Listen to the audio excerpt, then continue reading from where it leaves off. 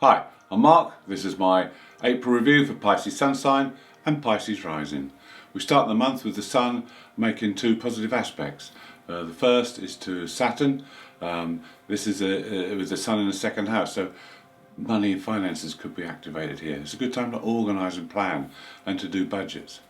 The other aspect is to the Moon's nose, so there could be a connection here between finances and home and work, and there could be some benefit and some achievement gained here. Then on the 2nd, Mercury makes an aspect to Pluto. Pluto's in your 11th house, so this could be looking deeply into your aims and goals for the future. Are they what you really want? You need to overhaul these and get to the real bottom of things so you can find the truth. Is this really what you want to do? Do you want to follow these goals, or is it time to change them and bring in some new goals? On the 3rd, Saturn makes his own aspect to the Moon's nose. This is another positive aspect, so again the home and work areas are highlighted.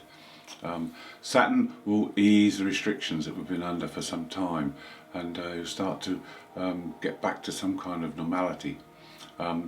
With this aspect as well, it's good to set new challenges, and having looked at your aims and goals with the last aspect, this should be easy to do.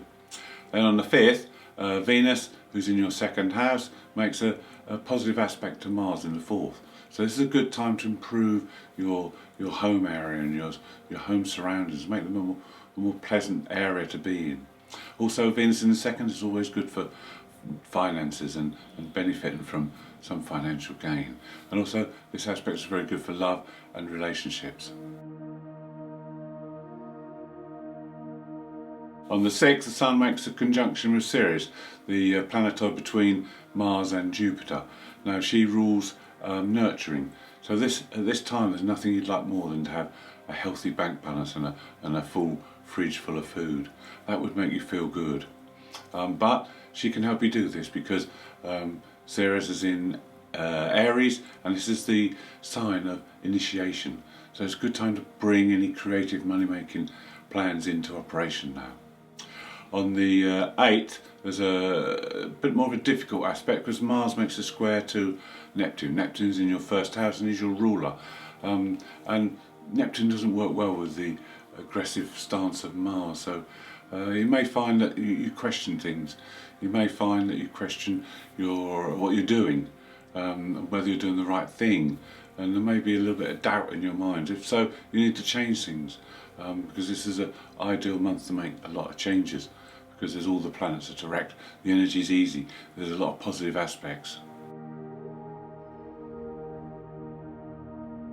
On the 9th, Mercury makes a conjunction with Chiron, so your mental faculties will get a boost, and also you'll be able to see things in a different light. This will give you the ability to see where there's things out of balance and that you need to put right.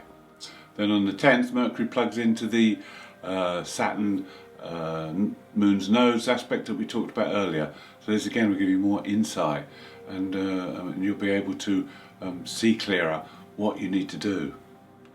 Then also on the 10th we have a great aspect between Venus and Jupiter. Now this is good for finances, this is good for relationships, this is good for making new friends and new connections that can help you in the future and bring opportunities your way. On the 11th, the Sun makes a positive aspect to Mars. So this means that we're going into a period of high energy. This lasts for 6 days, so it's good to tune into this energy. Mars in your 4th house, it would be good to do some work at home or some work on the home, around the home. With the Sun in the 2nd house, it's good for putting energy into making money as well. The other aspect on the 11th is Venus. Venus makes a square to Pluto. Now Pluto's in your 11th house, so there could be power struggles with friends or colleagues on this day, so just be wary of that. On the 12th, we have a new moon. This new moon is in Aries, so it's a moon of initiation, getting the ball rolling, getting things started and using your power to drive you forward. It's also in the 2nd house, so finances are highlighted. It's good for planning, forecasting and budgeting, but it's also good for getting new projects up and going that could make you money in the future. It's also very good for any earthy physical pursuits that you may enjoy. Then on the 14th, there's an excellent aspect between the Sun and Jupiter. This is good for just about anything. With the Sun in your second house, there might be opportunities regarding finances. Jupiter is like Midas touch. Everything you touch can turn to gold with this kind of aspect. But it doesn't last a bit longer. On the 15th, Mars makes a positive aspect to Jupiter. So this again is another period of high energy. This lasts for 5 days. It's good to get on and do things now. It's good to put plans into action. It's very good for business and commerce, and it's great for personal development as well. And Mars being in your 4th house is good for working at home or doing work around the home again.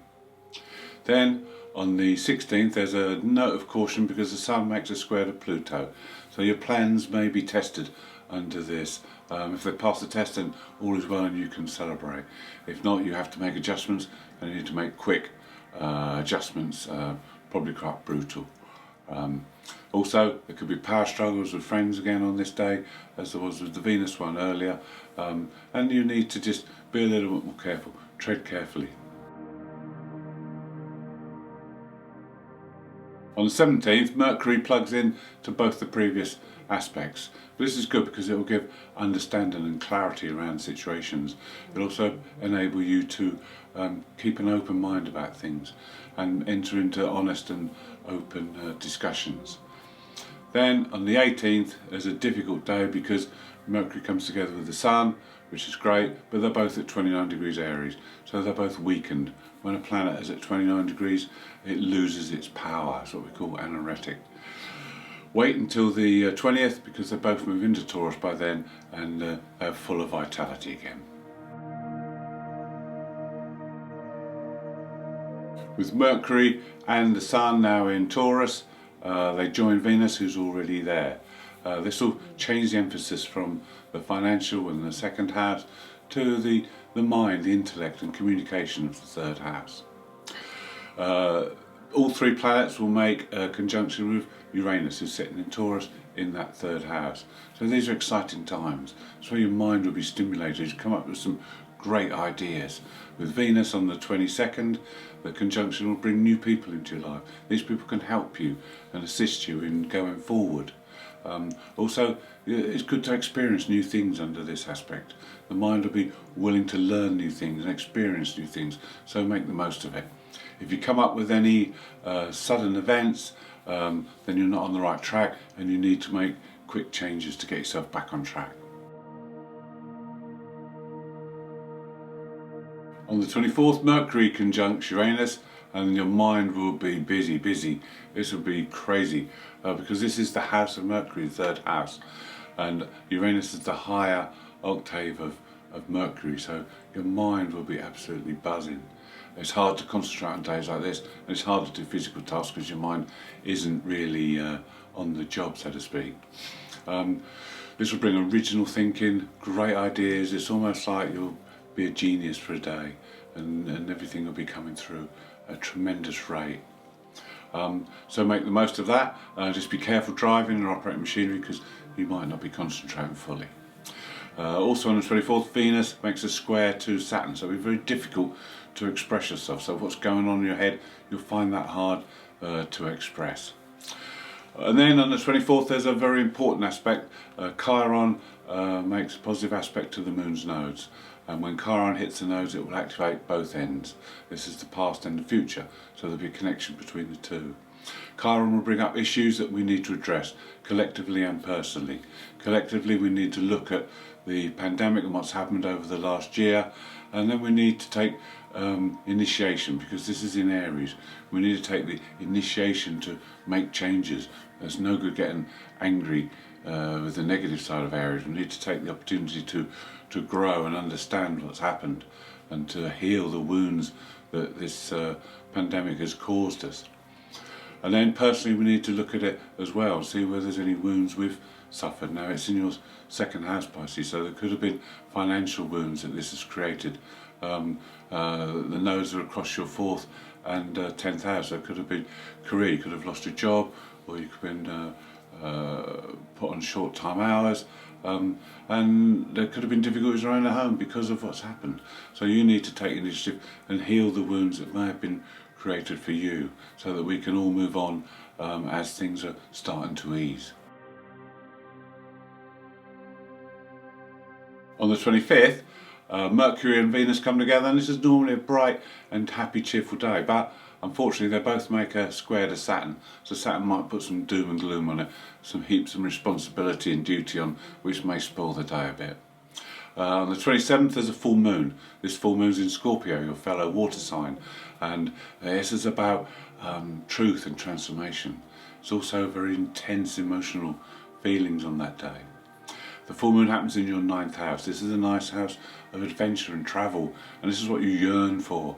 You haven't been able to do this over the last year or so, so it's playing on your mind a bit now, and you want to break free. You want to have some adventure. You've been concentrating on the mundane for so long. It's time for some adventure.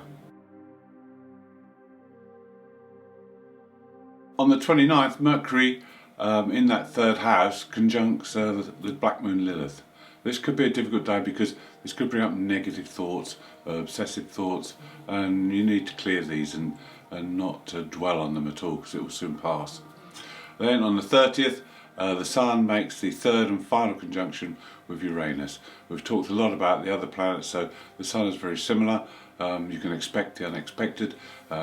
If you're on track, it could be a pleasant, exciting and exhilarating day. If you're not on track, there may be events that conspire to force you to change and put you on the right road. Thank you for watching.